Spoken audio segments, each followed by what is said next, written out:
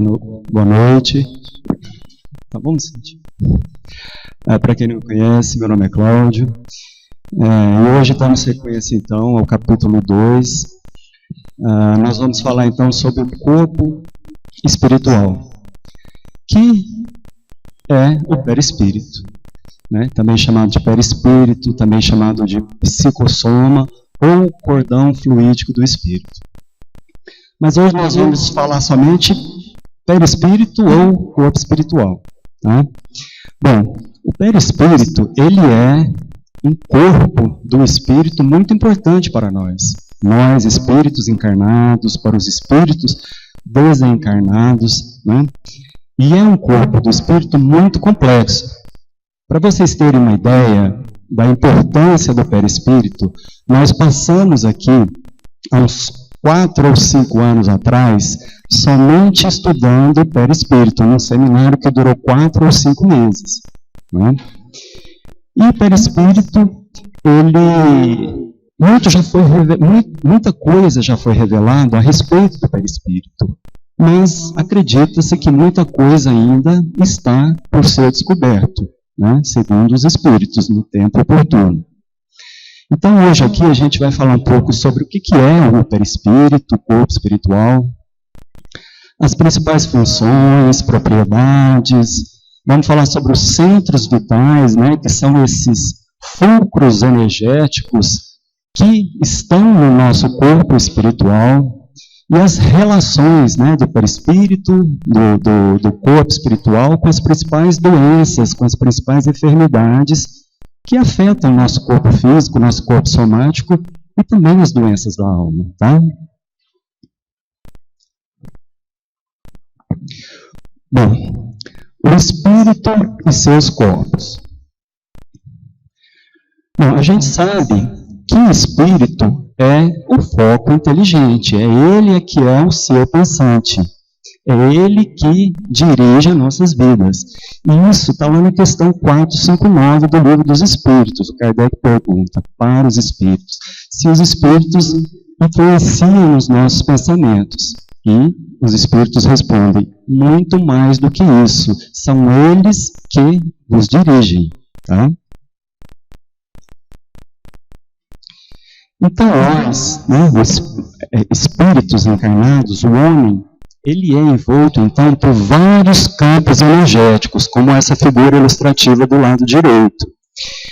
E cada um desses corpos, ele vai vibrar na dimensão vibratória, na dimensão especial que é própria de cada um desses corpos. E o corpo físico é o campo energético, que é o corpo físico, o campo energético, que é a camada mais externa, né? É a camada mais grosseira, é o corpo mais denso dentre esses corpos energéticos que envolvem o espírito. E o perispírito é tudo aquilo que reveste a essência espiritual. Então, o Kardec, para melhor que a gente entendesse, né, essas energias que envolvem o homem, ele classificou, então, o perispírito tudo aquilo que está interposto entre o espírito e o corpo físico. Né? Porque o corpo físico, ele precisa de um intermediário, que é o perispírito, que é semimatéria, para que o espírito haja nesse corpo físico. Não é? Então, o perispírito é importante, esse intermediário, para transmitir, então, todas as sensações do espírito para o corpo físico e do corpo físico para o espírito. E o perispírito, ele representa, então, todos os corpos que envolvem o espírito quando desencarnado. Então, após a morte do corpo físico, vai ser o espírito, o perispírito, então, ele vai ser o veículo do espírito no plano espiritual. E segundo André Luiz, ele dividiu o homem em corpo físico, duplo etéreo, perispírito ou corpo espiritual ou psicossoma, corpo mental e perispírito. Retrato do corpo mental. Bom, lá no capítulo 2, nesse livro nosso que a gente está estudando, o André Luiz fala o seguinte: o corpo espiritual não é o reflexo do corpo físico. Na realidade, é o corpo físico que o reflete, tanto quanto ele próprio, o corpo espiritual, retrata em si o corpo mental que lhe preside a formação. Então, vamos entender melhor o que ele está querendo falar com isso. Se a gente pegar o perispírito e colocar o perispírito aqui na nossa frente e colocarmos um espelho em frente a esse perispírito, o que ele vai retratar? O que ele vai refletir? O corpo físico, porque o corpo físico é uma cópia aproximada desse perispírito, que, por sua vez, vai refletir o corpo mental, que vai ser o responsável pela formação do perispírito. Parece um pouco confuso, mas a gente vai falar disso mais na frente. Lá em Consolador, Emmanuel fala o seguinte: o corpo físico é uma exteriorização aproximada do corpo perispiritual, exteriorização essa que se subordina aos imperativos da matéria mais grosseira, no mecanismo das heranças celulares, as quais, por sua vez, se enquadram nas indispensáveis provações ou testemunhas de cada indivíduo.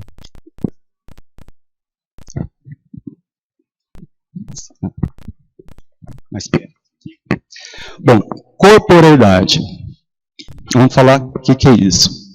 Bom, lá no livro do Perispírito, do Zalmino Zima, o mesmo que a gente fez no seminário aqui, alguns anos atrás, o Zalmino fala o seguinte: por esta propriedade, o perispírito vai moldando o corpo físico, regendo o desenvolvimento embrionário e fetal e imprimindo às células e tecidos em formação as suas características.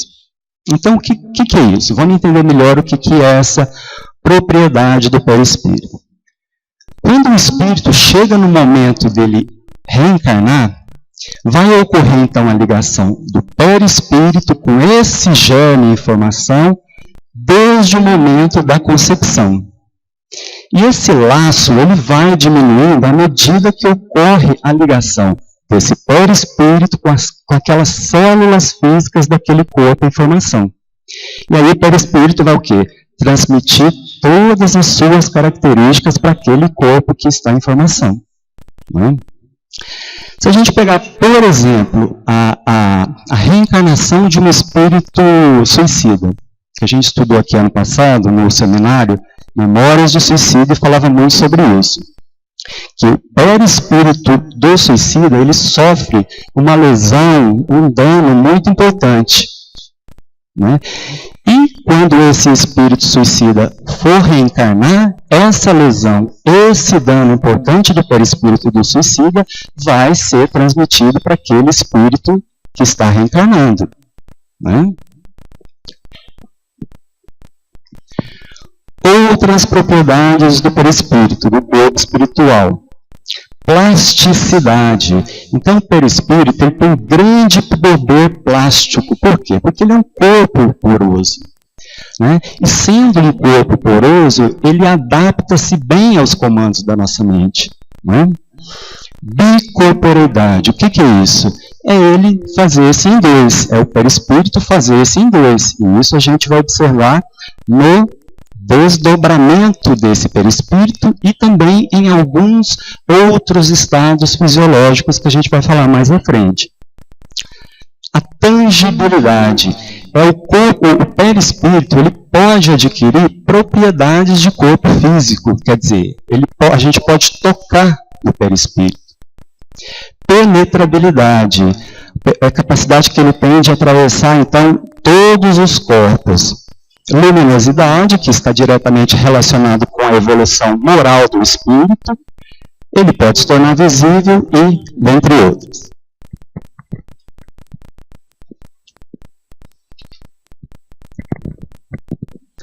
Bom, lá no capítulo 2, o André Luiz também fala o seguinte: após a morte, é o corpo espiritual o veículo físico por excelência, que a gente falou lá no slide anterior. no segundo slide, com sua estrutura eletromagnética algo modificado no que tange aos fenômenos genésicos e nutritivos, de acordo, porém, com as aquisições da mente que o maneja. Então, após o desencarne, nós vamos observar algumas alterações nesse corpo espiritual, quando comparado com quando o espírito estava ligado no corpo físico. E quais alterações seriam essas? Seriam aquelas principalmente relacionadas com a parte nutritiva e sexual do espírito. Vamos falar mais à frente sobre isso também. E após a morte do corpo físico, a gente observa que o meio que aquele espírito se encontra é que vai formar os constituintes daquele perispírito. Quer dizer, a roupagem daquele perispírito vai ter relação direta com o adiantamento moral daquele espírito. Né? Então, se aquele espírito está no mundo inferior e ele ascende para o mundo mais elevado, o mundo mais superior, a roupagem dele vai ser diferente. Ele não vai poder usar a roupagem que ele usava lá naquele mundo inferior quando ele ascender para um outro mundo mais superior.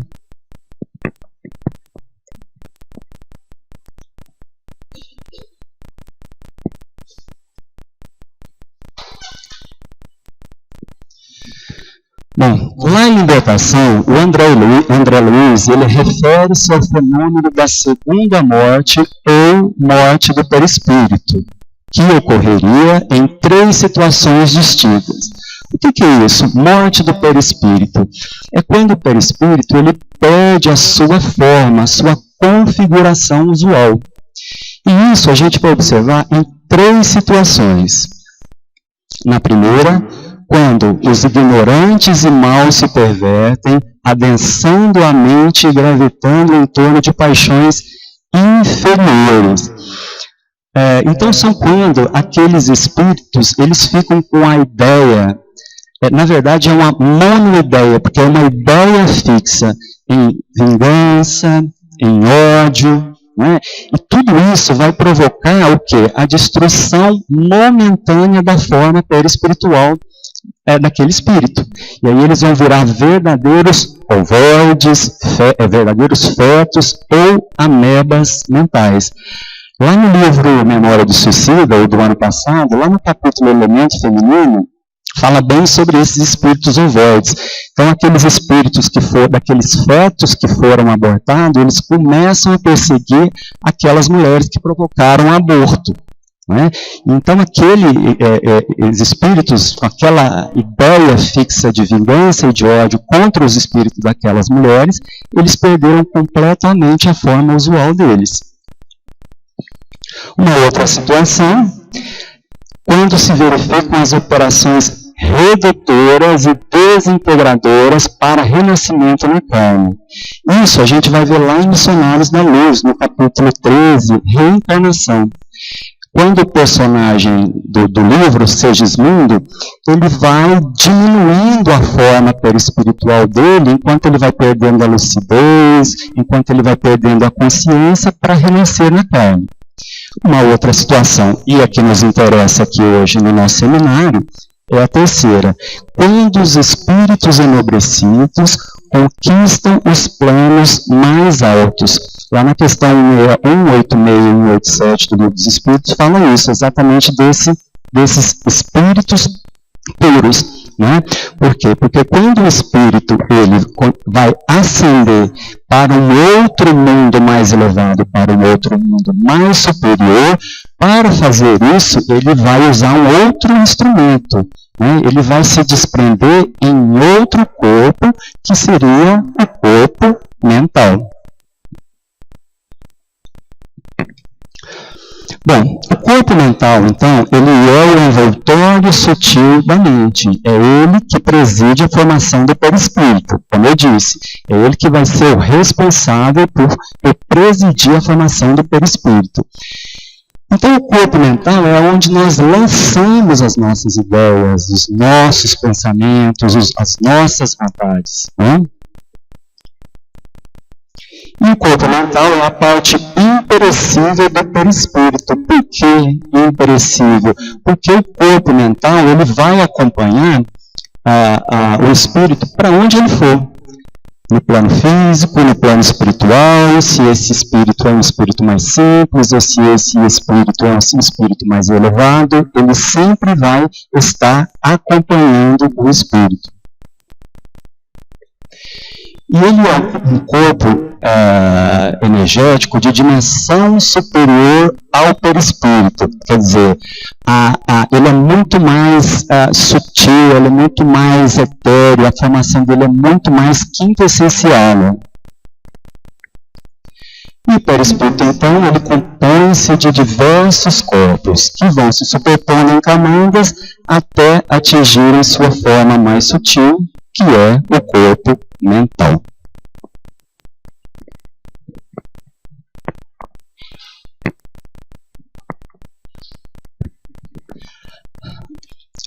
Bom, lá no livro Nosso Lar, no capítulo 36, André Luiz fala o seguinte: o sonho não era propriamente qual se verifica na Terra. Eu sabia perfeitamente que deixar o veículo inferior no apartamento das câmaras de retificação, na colônia espiritual Nosso Lar, eu tinha absoluta consciência daquela movimentação em plano diverso. Então, quando o André Luiz estava escrevendo sobre as suas primeiras experiências lá no mundo espiritual, na colônia Nosso Lar, ele nos permite deduzir a existência de um outro corpo ligado ao corpo espiritual, que seria o corpo mental. Porque quando ele teve permissão para visitar a mãe dele, que a mãe dele vivia num plano superior e ele num plano inferior, lá nessa câmara de retificação na colônia Nosso Lar, ele, para fazer isso, para visitar a sua mãe, então ele se desprendeu no outro corpo, no corpo mental.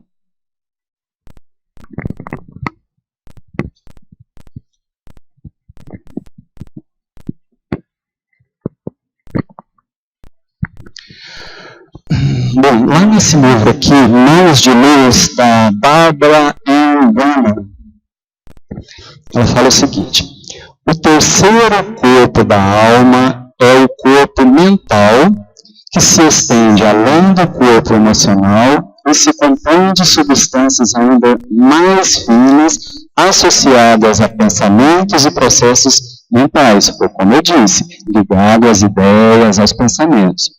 Esse corpo aparece geralmente como luz amarela, como vocês podem ver nessa pequena mensagem aí do meio, brilhante, que se irradia nas proximidades da cabeça e dos ombros e se estende à volta do corpo. Expande-se e torna-se mais brilhante quando seu dono se concentra em processos mentais. Estende-se a uma distância de 75 centímetros a 2 metros do corpo.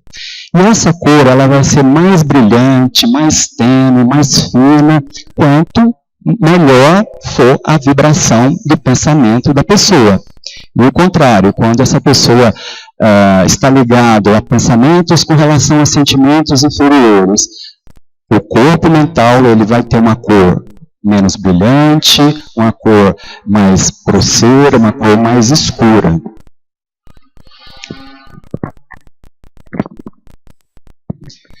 O corpo mental também é estruturado.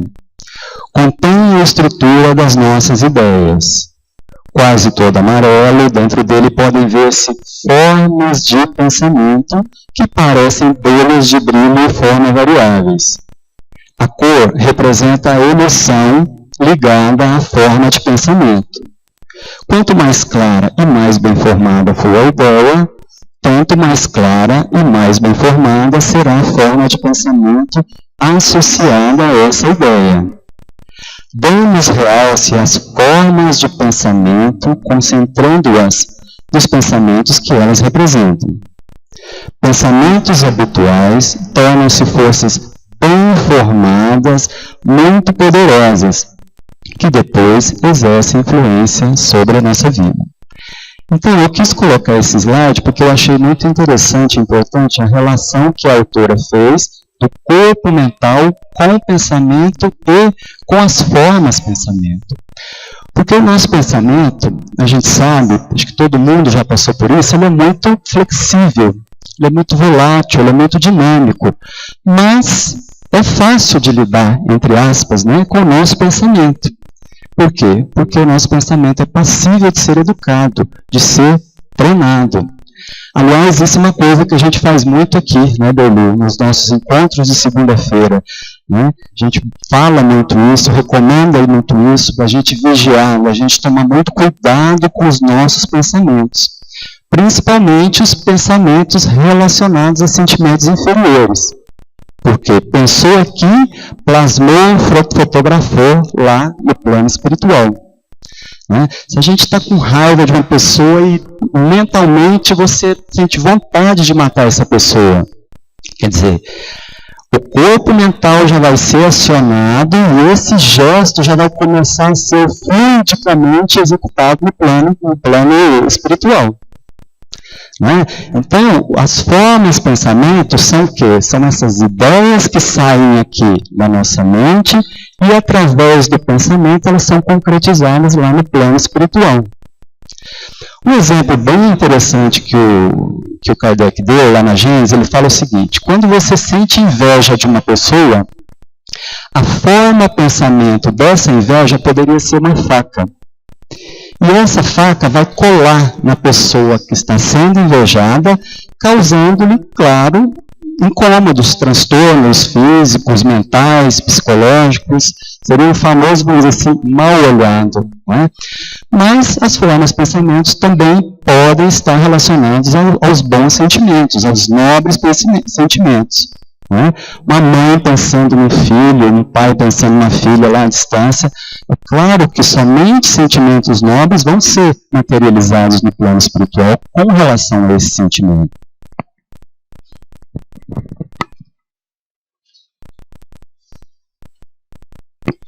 Bom, os centros vitais. O que são, então, esses centros vitais? São também chamados centros de forças, são também chamados chakras, que em sânscrito, que é uma língua lá da Índia, ele significa roda. Então, os centros vitais, eles são vários redemoinhos, como essa imagem do slide, são vários redemoinhos iguais a esses aí, que se assemelham a uma roda. E esses redemoinhos, eles vão girar. Eles vão girar no sentido horário, vão girar no sentido anti-horário, vão se expandir para horizontal, vão expandir para vertical. Vai depender da energia que chega até esses centros energéticos, vai depender da energia que chega até esses fulcros energéticos. Então, o funcionamento do centro vital ele está muito ligado ao padrão vibratório dos nossos pensamentos. Os centros vitais, então, é a designação dada aos centros de força existentes no corpo espiritual, cuja função é assimilar as energias cósmicas e espirituais. Então, os centros vitais, eles estão localizados no nosso perispírito, no nosso corpo espiritual, e eles têm a função, então, de captar essa energia que vem do alto, esse comando que vem do espírito, e distribuir para o resto do nosso corpo, para que o nosso corpo funcione. O que o Kardec falou a respeito disso? Lá no Livro dos Espíritos, na questão 146A, ele pergunta o seguinte: que se deve pensar da opinião dos que situam a alma no centro vital? E os espíritos respondem: quer isso dizer que o espírito habita de preferência essa parte do vosso organismo, por ser aí o ponto de convergência de todas as sensações. Então, onde seria esse ponto de convergência? Seria no nosso cérebro, mais exatamente no córtex cerebral, que é a parte mais externa do corpo, que uma vez ativado, ele ia emitir um comando, emitir uma força para duas glândulas muito importantes que estão localizadas dentro do nosso cérebro, que é a glândula pineal e a glândula pituitária, que depois de ativadas, enviariam comandos para as outras glândulas endócrinas do nosso corpo. Vamos falar disso também um pouquinho mais à frente. Bom, então os centros vitais são receptores e transmissores de energia cósmica e espiritual, localizados no corpo espiritual. E eles trabalham em ligação com os plexos do corpo físico. O que seriam esses plexos? Bom, os plexos, eles estão situados, então, no nosso corpo físico, ao contrário dos centros vitais que estão no nosso corpo espiritual, no nosso perispírito. Então, os plexos, eles são o grupamento de músculos, nervos e vasos sanguíneos do organismo humano. Então, por exemplo, se a gente pega aqui na altura da garganta, a gente tem o centro vital laríngeo. E na altura da garganta, a gente tem o quê? O plexo laríngeo. Porque aqui a gente tem a ramificação, são onde os nervos se entrelaçam e se encontram aqui nessa região. Então, na altura desse plexo laríngeo, a gente vai ter o centro vital laríngeo.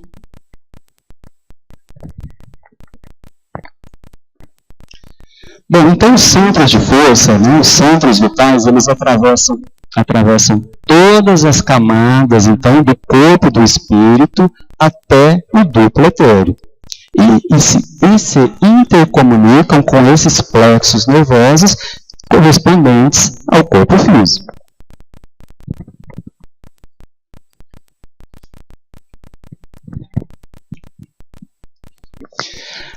Lá no livro Entre a Terra e o Céu, o André Luiz fala o seguinte sobre os centros vitais.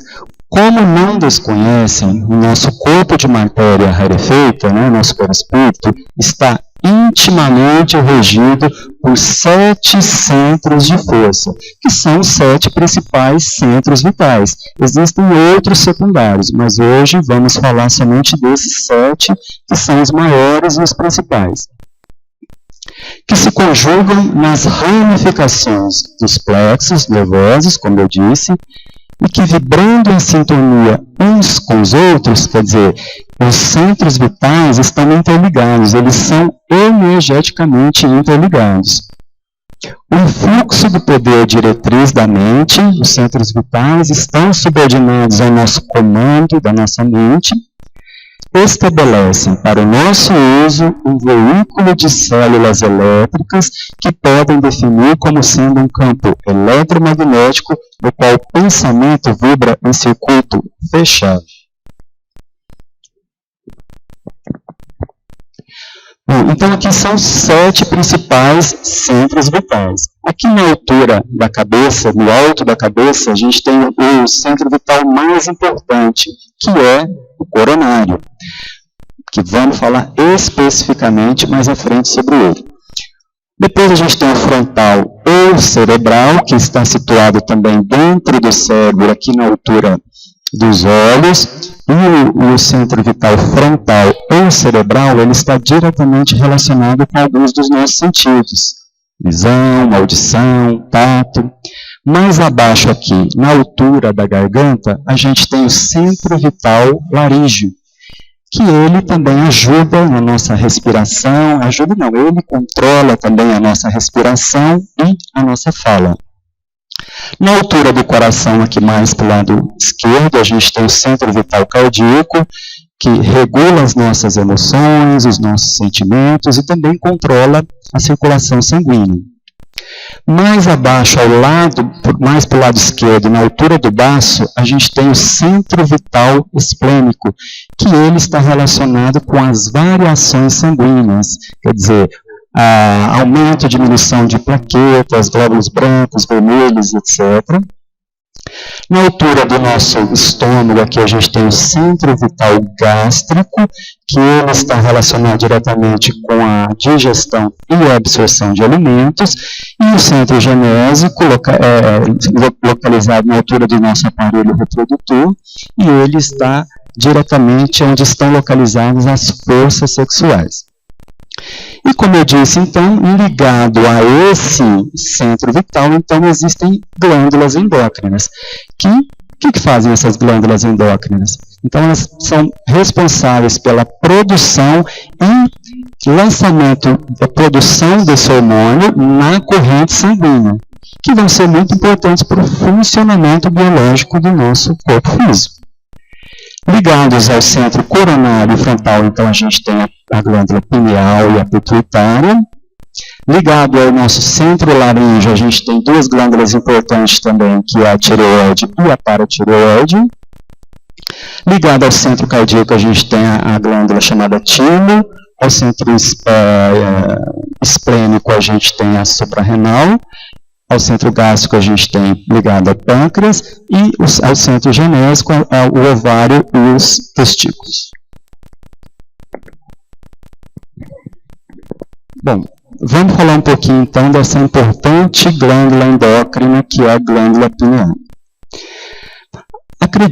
Essa glândula pineal ela vem sendo estudada há séculos. E acredita-se que esse grande interesse pela glândula pineal seja pela sua posição geométrica dentro do cérebro. Ela está localizada bem no centro do nosso cérebro. E ela está situada no centro do nosso cérebro, na altura aqui dos olhos, que a gente chama também terceiro olho, ou olho da alma, e ela tem um tamanho aproximado de uma ervilha. No dia que eu fiz esse slide, depois, era um domingo, eu fui ao cinema, ver um filme. E era um filme que se passava na Suécia, no século XVII, tinha uma rainha, um reino, e nesse filme tinha um filósofo francês muito importante, que era o René Descartes. E nesse filme, o René Descartes, para o pessoal lá do reino, ele começa a dissecar um corpo. E ele começa a cortar, serrar o crânio, né, e todo mundo ali incrédulo, sem saber o que fazer, o que ele ia fazer. E de repente ele pega uma pinça e retira lá do centro do cérebro daquele cadáver e mostra para todo mundo e fala assim: essa é a glândula pineal, a ligação da alma com o corpo. Então foi a partir do século XVII, com René Descartes, que esse também interesse sobre a glândula pineal, esse interesse científico, aumentou bastante. As primeiras referências conhecidas sobre a glândula pineal encontram-se nos Vedas, que são livros sagrados da Índia que datam mais de 1500 anos. Que informam haver no homem 7 chakras ou centros de energia vital situados ao longo do corpo. E segundo André Luiz, é a glândula da vida espiritual do homem. Quando eu fiz essa pesquisa, e eu coloquei lá na internet, a referência para a glândula pineal aqui no Brasil é o Dr. Sérgio Felipe de Oliveira, que ele é um médico psiquiatra formado pela USP, idealizador e coordenador da Uniespírito, que é a Universidade Internacional de Ciências do Espírito, como eu disse, médico psiquiatra pela Faculdade de Medicina da USP, pesquisador de áreas de neurociências, e ele é doutor em neurociências, medicina e espiritualidade, e diretor clínico da Pineal Mind, que é um instituto de saúde dedicado ao estudo da glândula pineal. Então, a glândula pineal, sendo uma glândula, ela vai produzir um hormônio. E o hormônio que ela produz, que é muito importante, é a melatonina.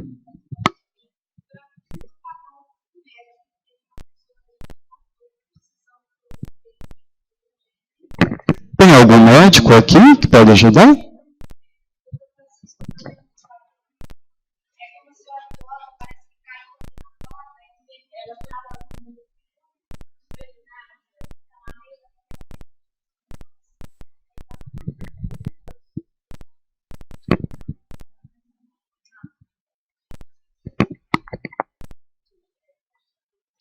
Longe.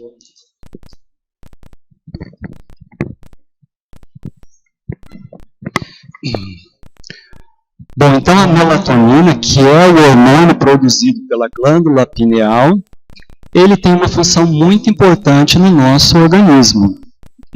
A melatonina é o nosso relógio biológico. É ela que nos diz a hora que a gente está com sono, né? A hora que a gente tem que despertar. Então é um hormônio muito importante que regula esse nosso relógio biológico.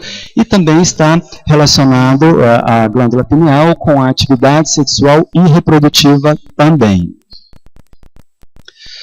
Bom, foi publicado na revista científica Nature o seguinte sobre a pineal. A pineal, ela converte ondas eletromagnéticas em estímulos neuroquímicos.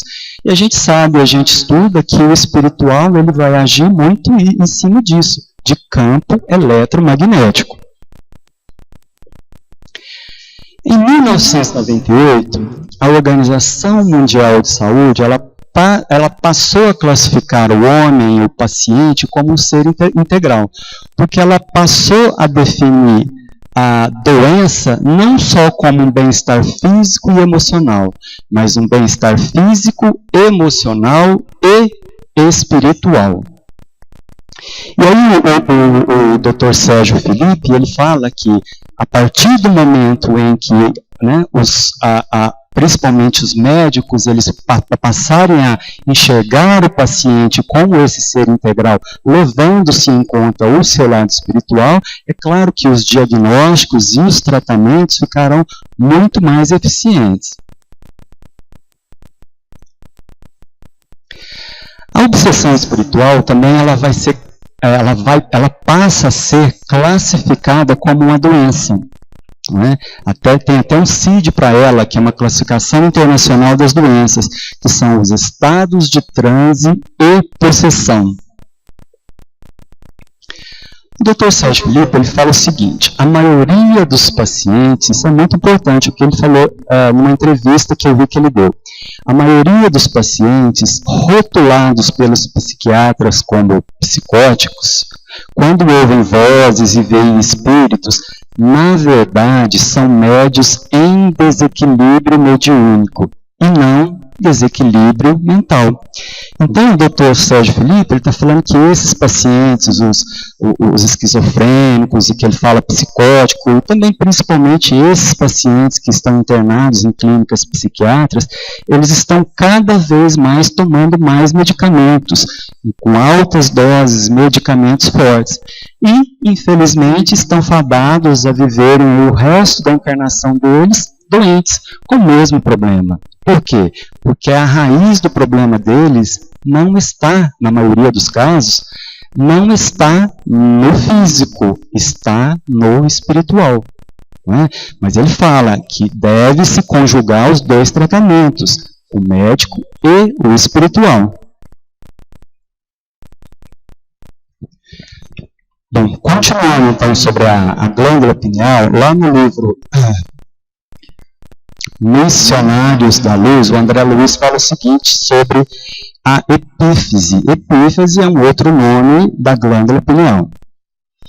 Ele fala o seguinte: não se trata de órgão morto, falando da glândula pineal, segundo velhas suposições. É a glândula da vida mental. Ela acorda no organismo do homem, na puberdade, as forças criadoras, e em seguida continua a funcionar como o mais avançado laboratório de elementos psíquicos da criatura terrestre. Aos 14 anos, aproximadamente, de posição estacionária, quanto às suas atribuições essenciais, recomeça a funcionar no homem reencarnado.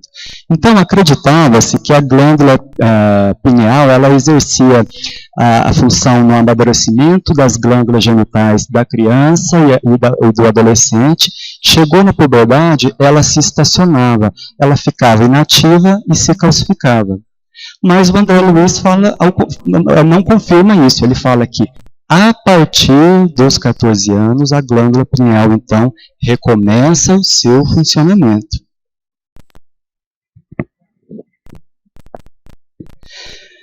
De que maneira os centros vitais, então, podem influenciar em nossa vida?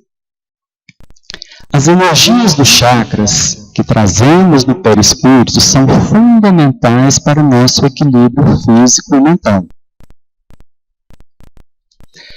Dependendo da forma como nos movimentamos frente à vida, essas energias estarão inibidas, congestionadas ou equilibradas. Então, os centros vitais, eles são muito importantes, aliás, eles são fundamentais para o bom funcionamento, para o equilíbrio da nossa mente e do nosso corpo físico. E ele, claro, vai nos proporcionar saúde ou doença, dependendo do tipo de energia que nós canalizamos por esses fulcros energéticos. Então, como eu disse lá atrás, está muito ligado ao padrão vibratório dos nossos sentimentos. E o autor continua e fala o seguinte, isso aí eu tirei lá do livro Energia dos Chakras. E o Alura de Cerqueira Filho, ele fala ainda mais, ele fala, os chakras controlam o fluxo de energia vital que circula nos diferentes órgãos do corpo. Quando estão funcionando de forma adequada, eles fortalecem e equilibram determinado sistema fisiológico. Seu funcionamento anormal produz alterações no sistema correspondente do corpo físico. Então, quando esses chakras, os nossos centros vitais estão equilibrados, eles vão fazer o quê? Eles vão provocar um equilíbrio do nosso sistema físico, do nosso sistema fisiológico. Agora, se esses chakras, o funcionamento deles é anormal, quer dizer, a energia que chega nesses chakras é uma energia destrutiva, muitas vezes construída pelos nossos pensamentos, pelos nossos sentimentos, e aí essa energia ela chega ou inibida, ou ela chega em excesso e congestiona aquele centro vital, aquele centro vital desregulado vai provocar uma alteração no nosso corpo físico. Né? E aí todo o sistema vai ser comprometido, porque, como eu disse, todos os centros vitais estão interligados de maneira energeticamente. E aí, então, todo o conjunto adoece. Bom, vamos falar um pouquinho então sobre o centro coronário. Como eu disse, ele está instalado na região central do cérebro, ele é a sede da mente e ele é aquele que primeiro recebe os estímulos do espírito. Ele assimila os estímulos do plano superior, ele supervisiona os outros centros vitais, que os outros centros vitais estão subordinados ao seu comando. Então, dependem dele para entrar em ação. Depende desse centro coronário, que, como eu disse, é o mais importante. E ele é o ponto de interação entre as forças determinantes do espírito e as forças fisiopsicossomáticas. O que significa isso? É o elo de ligação entre o físico e o espiritual. Nessa figura do lado de baixo, a gente pode ver que o centro coronário ele é formado por 960 pétalas, mas que ele é chamado de lótus de 1000 pétalas, e a cor predominante dele é a cor violeta.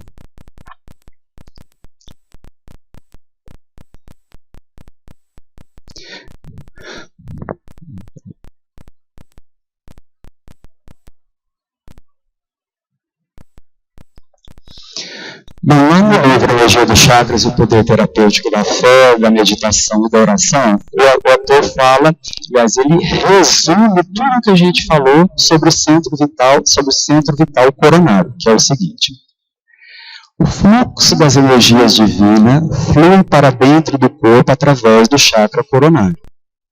Como os chakras estão intimamente ligados à medula espinhal e aos gânglios nervosos existentes ao longo do eixo central do corpo, a energia sutil flui para baixo, passando pelo chakra coronário, que a distribui para as partes do corpo e órgãos apropriados, transformando-se em energia condensada a partir da secreção de hormônios. Dessa forma, todo o corpo é estimulado pela liberação hormonal na corrente sanguínea, que, mesmo em diminutas quantidades, tem uma ação extremamente poderosa em todo o organismo.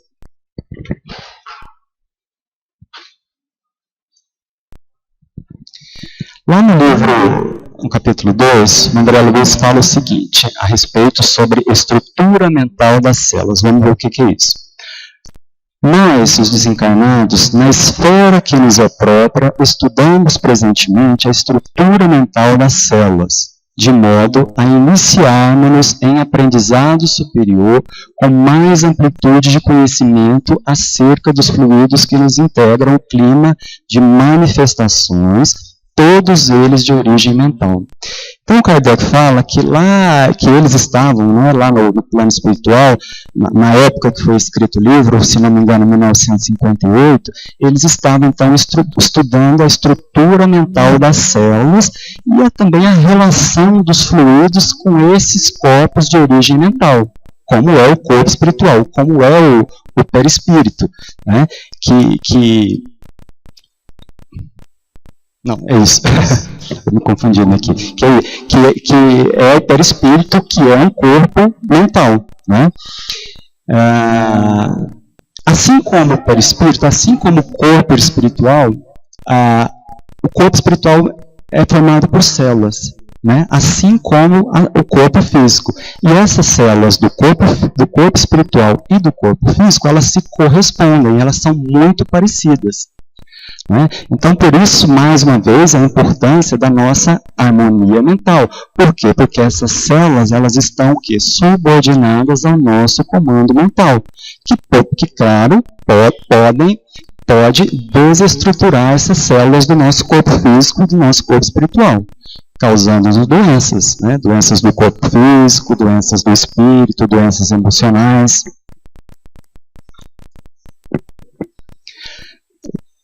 O André Luiz também, ele fala lá no capítulo 2 o seguinte sobre centros vitais e células.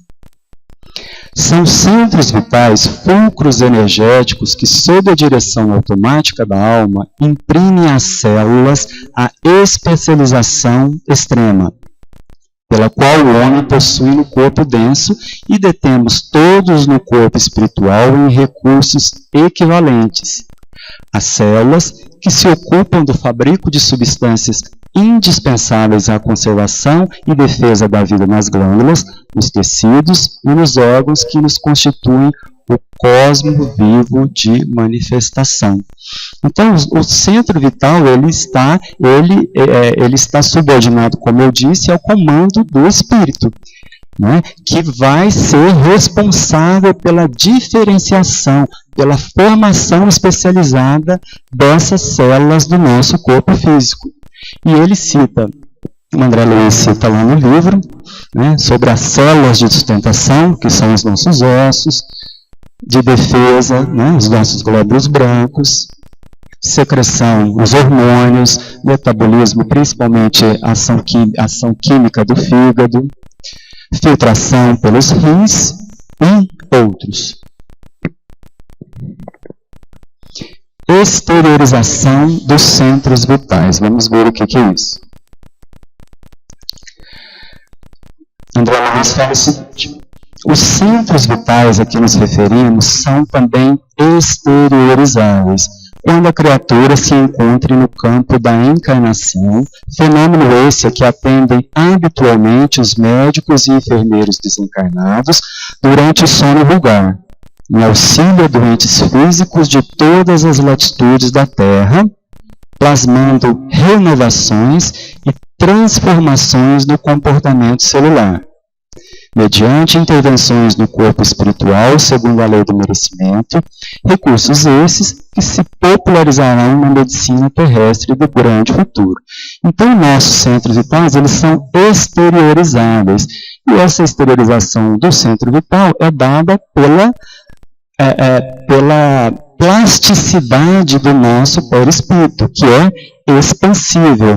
Né? Então, o que acontece? Durante o nosso sono, esse perispírito ele vai se desdobrar, né, lá para o plano espiritual e, sob a ação e coordenação ali de médicos e enfermeiros do plano espiritual, vai se conseguir um melhor diagnóstico, um melhor tratamento para a célula daquele perispírito que está com problema, que está lesada, que está com algum dano. Né? Mas é claro que isso, como André Luiz fala, depende muito da lei do merecimento daquele espírito.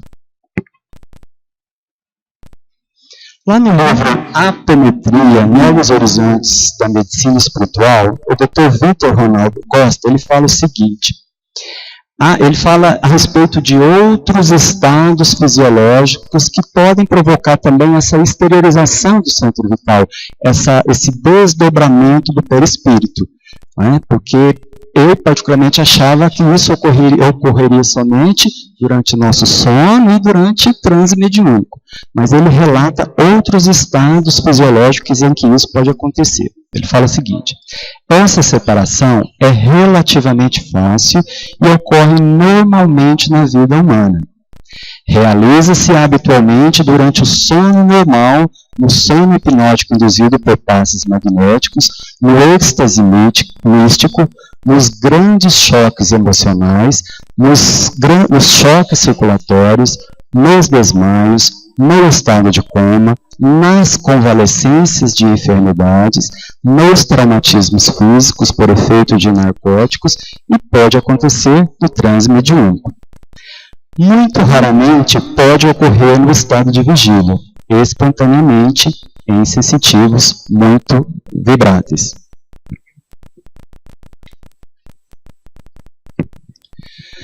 Bom, sobre o atendimento médico, a encarnamento perispírito. Vamos ver o que o Kardec fala lá em Obras Póstumas. Que foi isso que a gente viu no slide anterior. Sendo um dos elementos constitutivos do homem, o perispírito ele desempenha importante papel em todos os fenômenos psicológicos e, até certo ponto, nos fenômenos fisiológicos e patológicos. Quando as ciências médicas tiverem na devida conta o elemento espiritual na economia do ser, terão dado grande passo e horizontes inteiramente novos lhes patentearão. As causas de muitas moléstias serão descobertas e encontrados poderosos meios de combatê-los. Quer dizer, o Kardec já falava isso, né, há mais de 150 anos atrás, né, esse enfoque espiritual para o tratamento das doenças terrenas, para as doenças do corpo físico. Né, quando ele fala que a partir do momento que a medicina, né, que as ciências médicas levaram em conta esse ser espiritual, quer dizer, tratando o paciente como um ser integral, levando-se em conta também o seu lado espiritual, ele, segundo Kardec, as causas de muitas doenças serão descobertas e, claro, seus respectivos tratamentos.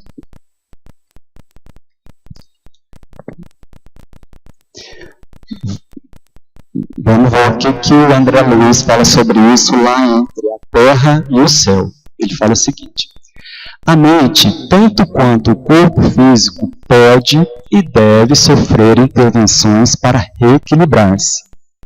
Mais tarde, a ciência humana evolverá em cirurgia psíquica, tanto quanto hoje vai avançando em técnica operatória, com vistas às necessidades do veículo de matéria carnal. No grande futuro, o médico terrestre desentranhará um labirinto mental com a mesma facilidade com que atualmente extrai um apêndice condenado. Quer dizer, o André Luiz também fala isso, né? Fala que a mente, quer dizer, o espírito, ele pode sofrer intervenção para que ele possa se reequilibrar.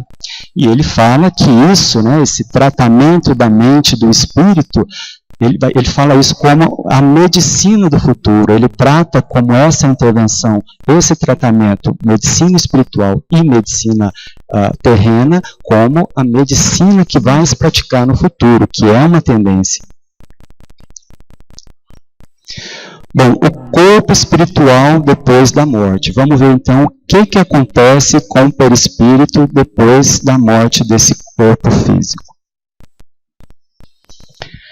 André Luiz fala, o psicossoma, né, ou perispírito, é ainda corpo de duração variável, segundo o equilíbrio de duração variável, como a gente viu lá atrás, segundo o equilíbrio emotivo e o avanço cultural daqueles que governam, além do campo fisiológico, apresentando algumas transformações fundamentais depois da morte carnal, principalmente no centro gástrico, pela diferenciação dos alimentos de que se provê, e no centro genésico, quando há sublimação do amor.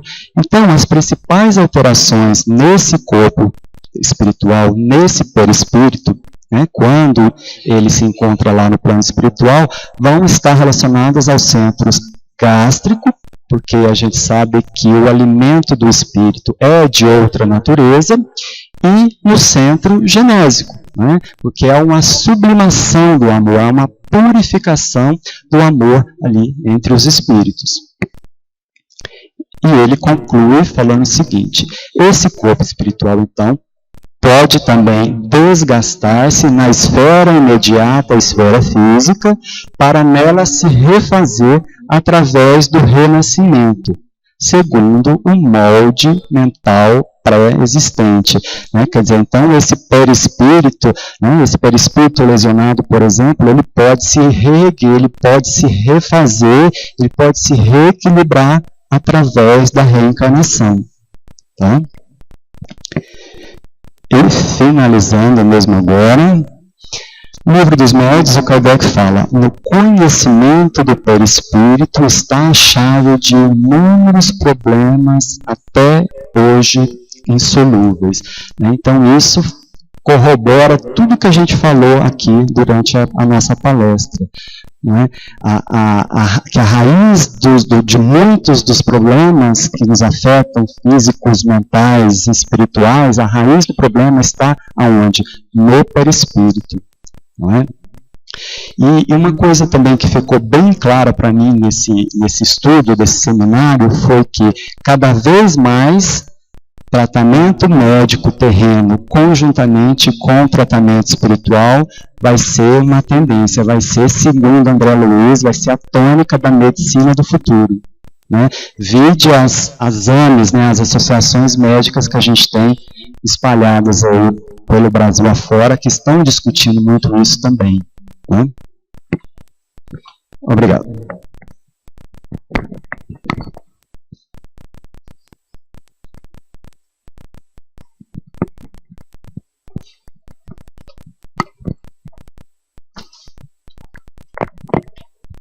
Agradecemos ao Cláudio pelas explicações e brilhante exposição que ele nos fez. E nós passamos agora, então, para as perguntas e respostas, que ele está afiadinho, vocês viram, né? Perguntem à vontade, a Carlécia vai. Eu gostaria que vocês se pusessem ali no meio para que possa ser filmado e que as perguntas e respostas possam ser respondidas por aqui.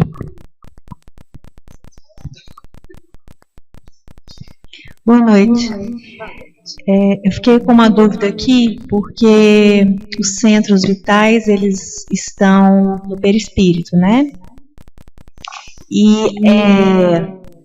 aí, quando você fala ali de exteriorização, em alguns momentos, eu não entendi, porque eu pensava que eles estavam o tempo todo, né? A gente aqui não vê, mas ele está o tempo todo constituindo o nosso corpo ali, o espiritual. Então, o perispírito está o tempo todo exteriorizado, e não só em alguns momentos. E aí, os centros vitais não estariam no perispírito também exteriorizados o tempo todo? A sua dúvida Bom, a sua dúvida, você ficou na dúvida com relação à exteriorização do perispírito, que ela não acontece, que segundo você acha, ela acontece em todo momento, seria isso?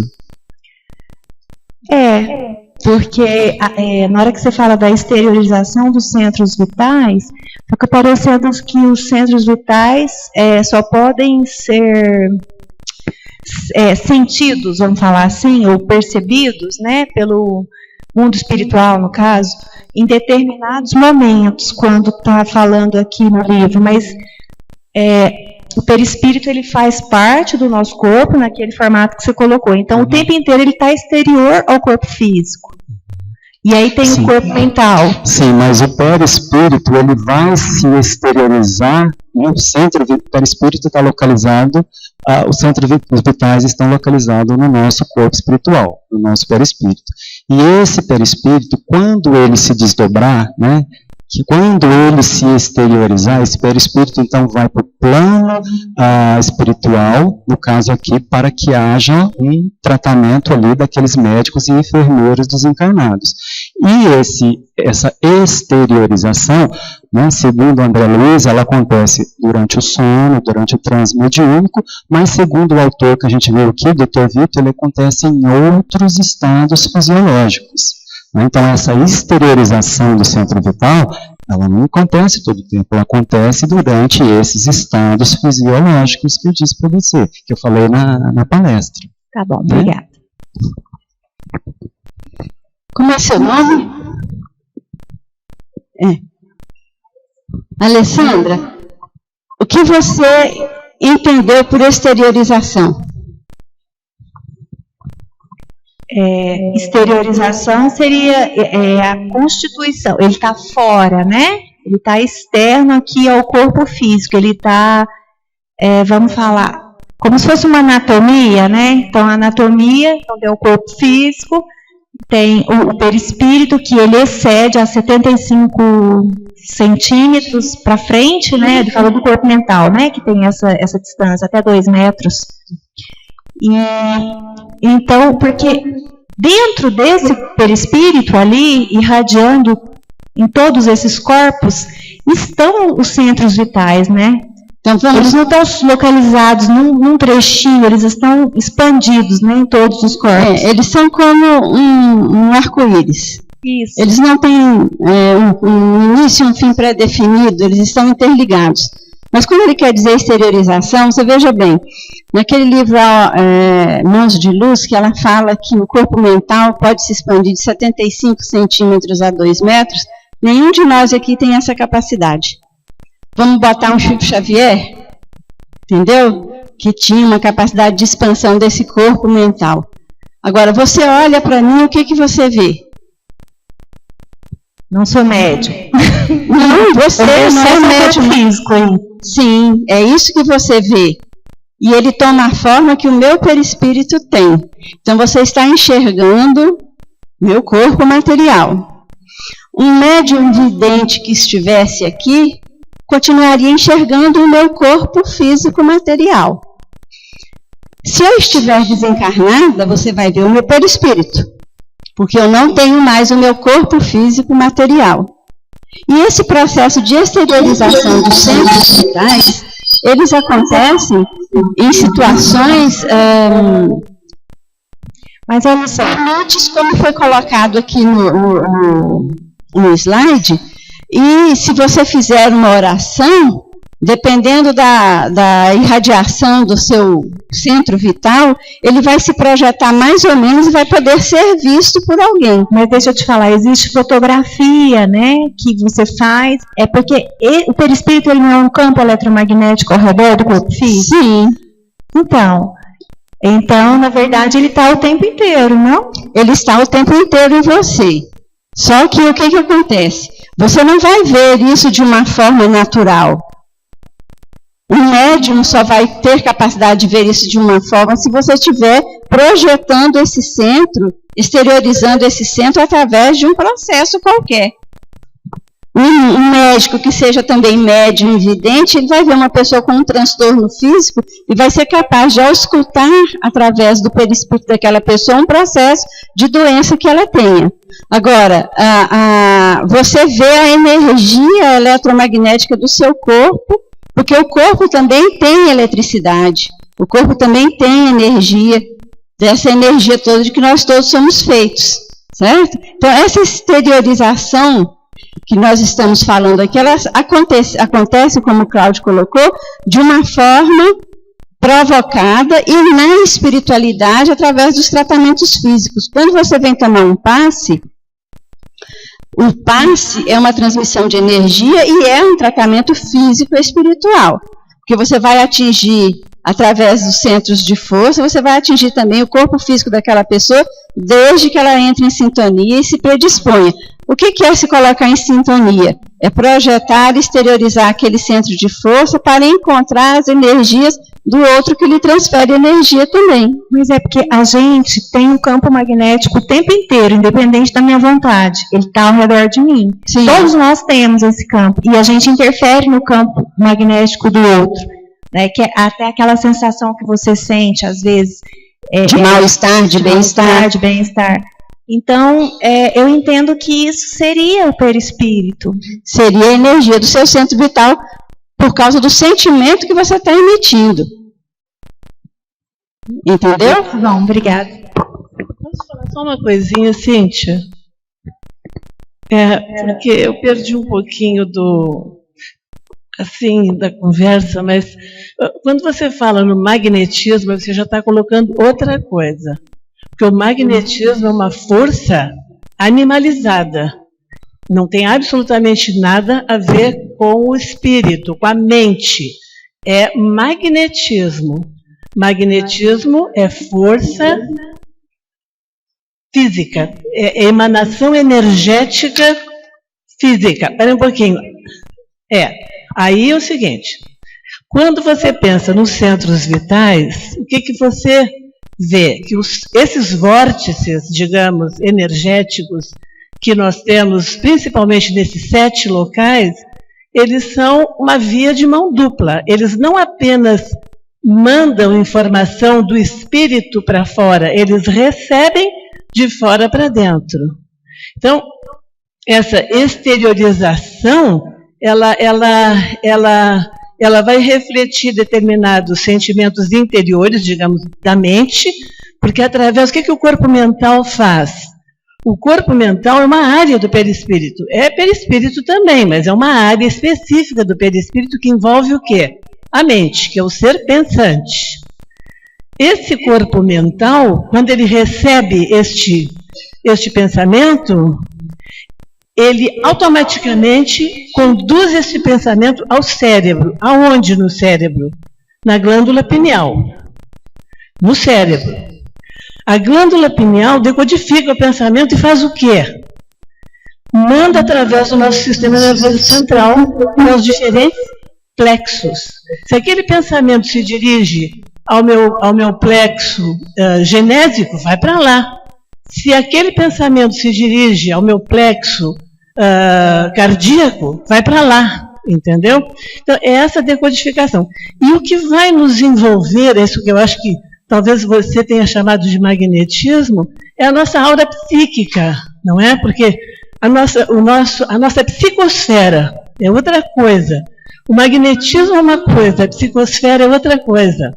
A psicosfera é a atmosfera que te envolve e que é alimentada pelo teu pensamento.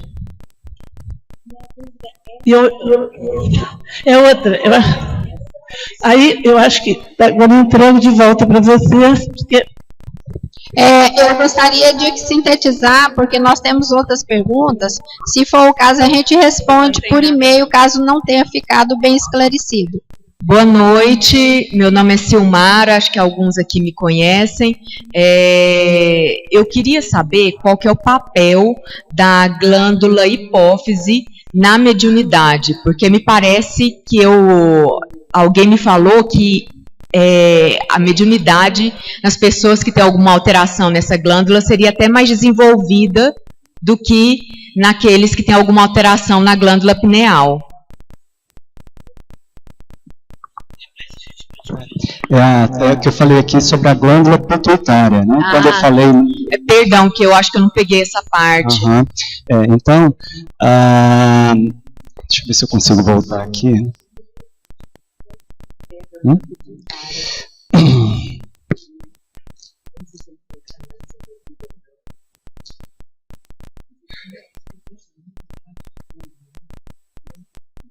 não estou sabendo onde que está isso aqui que eu coloquei.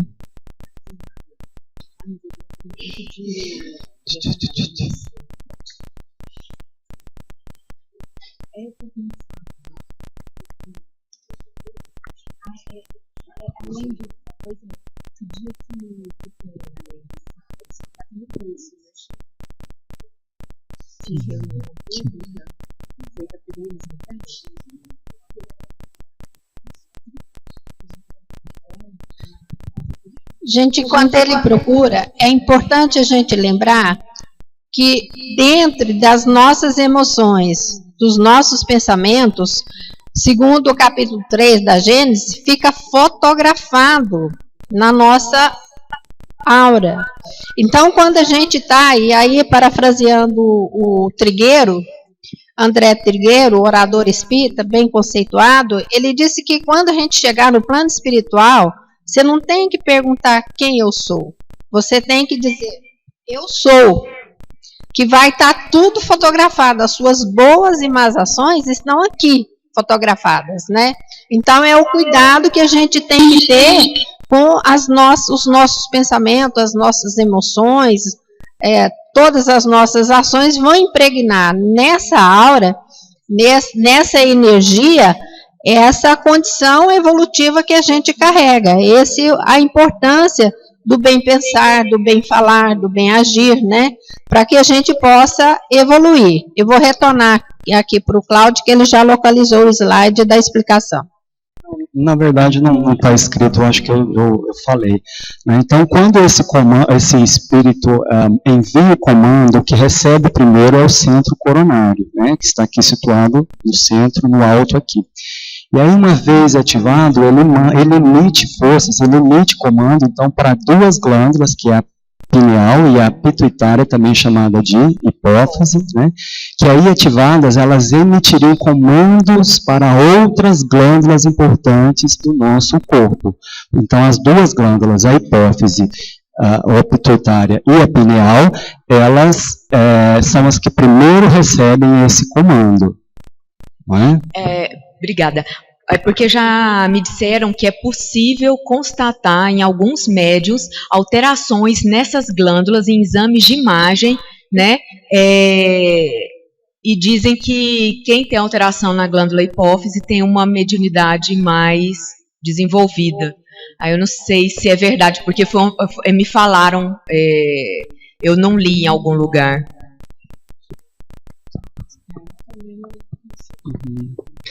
O doutor, não sei se você estava aqui quando eu falei sobre a glândula pineal, o doutor Sérgio Felipe, ele estuda muito sobre isso, né? Então, ele dirige um centro de estudo da glândula pineal, e quando eu li sobre ele fala sobre isso, sobre exames de imagem, bem detalhados, bem específicos a respeito disso também. Eu vou pegar o nome dele com você e vou pesquisar na internet. Tá no blog, inclusive, esse slide, você entrando no blog, vai estar essa exposição e essa filmagem. Porque você chegou um pouquinho atrasado, ele já tinha feito essa exposição. Então, por quê? Porque é o centro de contato da mente e espírito. E a gente sabe que a mediunidade, a base está no pensamento e no perispírito. Então, se você for lá e fizer o link dessa exposição, você vai encontrar essa resposta que nós estamos passando aqui para você. Ok? Alguém mais? Passa para Carlécia. Carlécia, tem uma pergunta aí. Boa noite, meu nome é Helena. A pergunta seria, como nossas boas ou más ações se mostram em nosso perispírito no plano espiritual?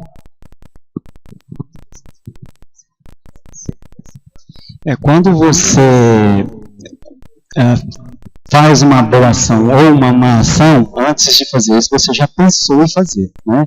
E quando você pensa, você plasma, isso fotografa lá no plano espiritual. E aí esse gesto que você, né, já está pensando, já está com a intenção de fazer, ele já começa a ser executado no plano espiritual, de maneira fluídica. Né? Aí você pode fazer ou não. Né? Isso. E a gente falou assim, aqui, eu não sei se você estava, sobre aqueles espíritos ovoides, aqueles que têm a forma espiritual alterada, né, pelo pensamento, pela ideia fixa de ódio, ou de vingança, enfim, de algum outro pensamento, ou algum outro sentimento inferior. E aí alterou a forma perispiritual também daqueles espíritos. Não é? Certinho. Vamos pegar dois exemplos aqui. Uma de forma pensamento positiva e um de forma pensamento menos digna. Ele colocou aqui, quando você começa a pensar numa ação de vingança, alimentar sentimentos menos dignos, de ódio, de inveja, de ciúme, que isso aí todos nós estamos passíveis de fazer, o que a gente não deve é agasalhar esse tipo de sentimento, porque ele vai criando uma forma pensamento e vai tomando conta, tomando corpo, de repente você está fazendo exatamente aquilo que você programou. E quando é uma ação positiva? Então você também cria uma forma pensamento. Tem no livro Memória de um Suicida, tem um relato de um cidadão lá chamado Aníbal de Silas. Ele diz que foi a criança que Jesus disse assim, vinde a mim as criancinhas, deixe que vinde a mim as criancinhas. Então, quando ele começa a falar do Evangelho de Jesus, é como se fosse um filme daquela história que ele está falando. Vamos supor que ele pega lá o bom samaritano. Ele começa a discorrer sobre o bom samaritano e as imagens se plasmam no plano espiritual. Então, aí o nosso cuidado de construir positivamente os nossos pensamentos para que a gente crie uma forma de pensamento melhor, amena, construtiva, altruísta, para que, à medida que a gente for pensando, a gente gere no plano espiritual essa situação de bondade, de amor, né? E isso vai fazer com que também a nossa aura, quer dizer, a nossa energia de espírito tenha um pouquinho maior de luz, né? Não seja a do Chico Xavier, de 75 centímetros a 3 metros lá, mas que seja um pouquinho melhor. E isso é exercício diário, né? Obrigada, viu? Acho que ficou respondido, né? Para todos. Obrigada.